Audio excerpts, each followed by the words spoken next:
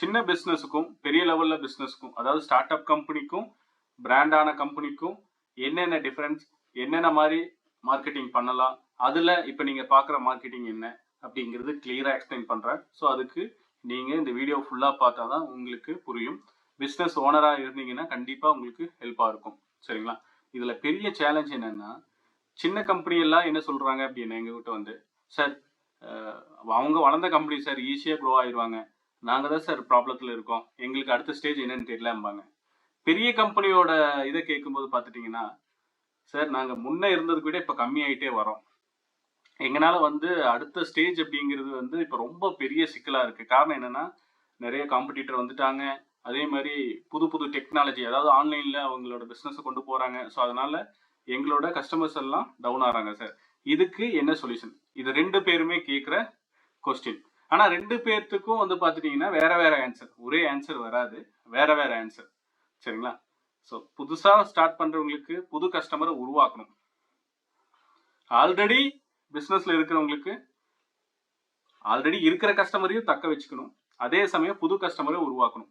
So அப்போ நம்ம பெரிய பிராண்ட் கம்பெனியை நம்ம எடுத்துக்கலாம். அந்த வகையில் இப்போ நீங்கள் பார்க்குறது அந்த மாதிரி ஒரு கம்பெனி தான். ஸோ இவங்க எஃப்எம்சிஜி இண்டஸ்ட்ரி. ஸோ இவங்களோட ரீச் பாருங்க, இது வந்து 1 மாசத்துல நடந்த ப்ராசஸ். சரிங்களா? அதாவது வந்து நீங்கள் ரைட் சைடு பார்த்துக்கங்க, டோட்டலாக உங்களுக்கு வந்து பார்த்தீங்கன்னா 13 லட்சம் பேர்த்துக்கு மேலே பார்த்துருக்காங்க. அப்போ 13 லட்சம் பேருங்கும் போது இவங்களோட பிராண்டை வந்து எவ்வளோ பர்சன்டேஜ்னா 1000% வந்து விசிபிலிட்டி கொண்டு வந்திருக்கோம். விசிபிலிட்டி அப்படிங்கிறது என்னன்னா தெரிய வச்சிருக்கோம். அப்போ 1000% அப்படிங்கிறது இங்க வந்து 13 லட்சம். இந்த மாதிரி நம்ம பெய்ட்ல போனாலே ஆர்கானிக்காவும் நடக்க ஆரம்பிச்சிடும்.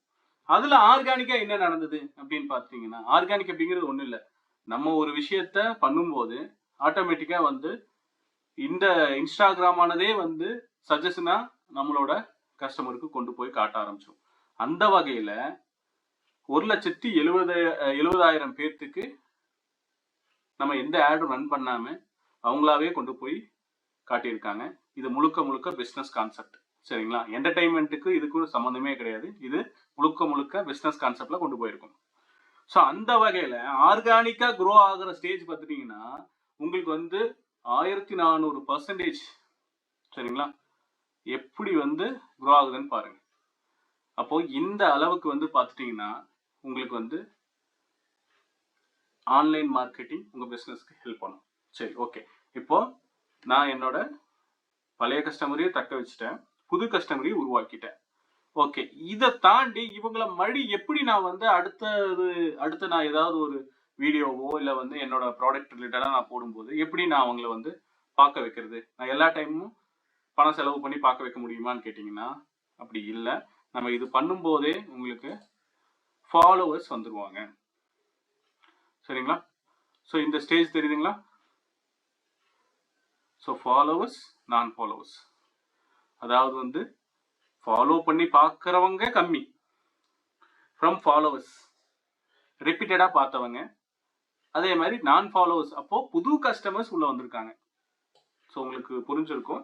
அதாவது வந்து ஆல்ரெடி ஃபாலோ பண்றவங்க 1%, 2% அப்படின்னா நான் ஃபாலோவர்ஸ் தான் உங்களுக்கு அதிக பர்சன்டேஜ். அதாவது 100ல் ஒரு 2 பேர் ஃபாலோ பண்றவங்க பார்க்குறாங்க, கிட்டத்தட்ட லட்சக்கணக்கான மக்கள் வந்து புதுசா வந்துதான் பார்க்குறாங்க. அப்போ புது கஸ்டமர்ஸ் உள்ள வராங்கன்னு அர்த்தம். சரிங்களா? ஸோ இந்த கான்செப்ட் வச்சு தான் உங்களுக்கு வந்து இந்த ஆன்லைன் மார்க்கெட்டிங் ஒர்க் ஆகுது.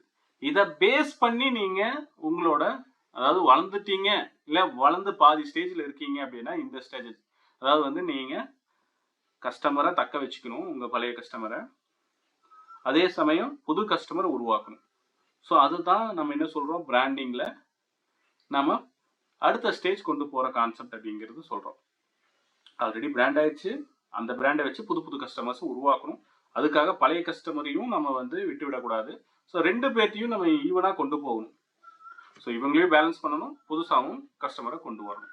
ஸோ அந்த வகையில் தான் இந்த ரீச்சஸ் எல்லாம் நடந்திருக்கு. இதெல்லாம் நீங்கள் பார்த்தாலே தெரியும். 1ஆம் தேதி ஸ்டார்ட் பண்ணியிருக்கோம் அப்படின்னா நம்ம என்ன நடந்திருக்குன்னு நீங்கள் பார்த்துக்கலாம். அதாவது ஒரு நாளைக்கு என்ன நடந்திருக்கு அப்படிங்கிற மேப்பெல்லாம் நீங்கள் இங்கே கிளிக் பண்ணும்போதே பார்த்துடலாம். ஸோ நான் வந்து என்ன பண்ணுறேன், ஆர்கானிக் பெய்டு, சரிங்களா? ஸோ உங்களுக்கு இந்த கலர் காம்பினேஷன் இருக்கு பாருங்க, ஃப்ரம் ஆட்ஸ் தெரியுதுங்களா?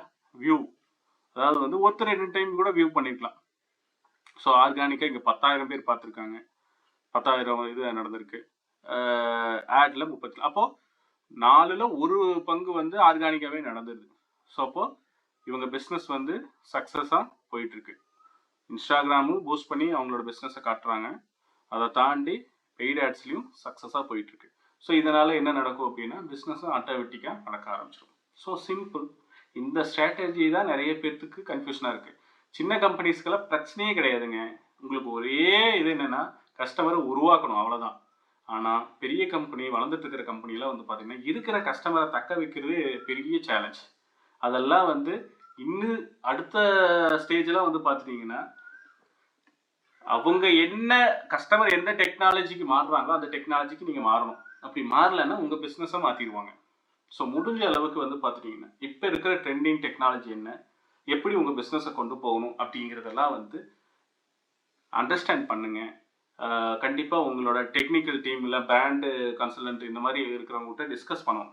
ஸோ எங்களை மாதிரி இருக்கிற பர்சன்ஸ் நீங்கள் டிஸ்கஸ் பண்ணலாம். இல்லைன்னா உங்களோட அடுத்த ஸ்டேஜ், அதாவது வந்து உங்களுக்கு அடுத்த ஸ்டேஜில் கொண்டு போகிற மென்டார்ஸ் இருப்பாங்க, பிஸ்னஸ் கன்சல்டன்ட் நிறைய பேர் இருப்பாங்க. இவங்க கூட டிஸ்கஸ் பண்ணிவிட்டு நீங்கள் கொண்டு போகும்போது உங்களோட பிஸ்னஸோட சக்ஸஸ் பயங்கரமாக இருக்கும். ஸோ இந்த இடத்துல என்னென்னா நீங்கள் ஏதாவது ஒரு பண்ணி தான் ஆகணும். அதோட விளைவு வந்து ப்ராஃபிட்டாகவும் இருக்கலாம், லாஸாகவும் இருக்கலாம். அதாவது வந்து நீங்கள் பண்ணுற ப்ராப்பரான மார்க்கெட்டிங் உங்களை ஹை லெவலில் கொண்டு போகும், அது வந்து ப்ராஃபிட். எதுவுமே பண்ணாமல் நான் இருக்கிறத வச்சு நான் பண்ணிட்டு இருந்தேன்னா அது லாஸ். ஆக மொத்தம் நீங்கள் டிஃப்ரெண்ட்டாகவும் யோசிக்கணும், ட்ரெண்டிங்காகவும் யோசிக்கணும், ஏதாவது ஒரு விஷயத்த செய்யணும். இது பண்ணிங்கன்னா நீங்கள் இந்த பிஸ்னஸில் சக்ஸஸ் பண்ணலாம். பிஸ்னஸ் அப்படிங்கிறது என்னென்னா இப்போ இருக்கிற கான்செப்ட் என்னென்னா நீங்கள் பிராண்ட் ஆகணும், அந்த பிராண்டுக்காக உங்கள் கஸ்டமர் பார்க்க வைக்கணும், அதாவது இந்த பிராண்டை பார்த்துக்கிட்டே இருக்கணும். ஸோ அதுக்கு எக்ஸாம்பிள் நிறைய சொல்லலாம். நீங்கள் டிவியில் பார்க்குற ஆட் எல்லாமே பிராண்ட் கான்செப்ட் தான். உங்களை வந்து அதாவது மார்க்கெட்டிங் மைண்டில் வந்து ஃபிக்ஸ் பண்ணிகிட்டே இருப்பாங்க. ஸோ இது வந்து தான் இப்போ இருக்கிற ட்ரெண்டு. ஸோ இதுக்கு நீங்கள் ப்ராப்பராக தயாராகணும். அப்படி தயாரானீங்கன்னா உங்கள் பிஸ்னஸ் எப்பவுமே ஸ்ட்ராங்காக இருக்கும், சரிங்களா? ஸோ அதே மாதிரி உங்களோட கருத்துக்கள் ரொம்ப முக்கியமானது.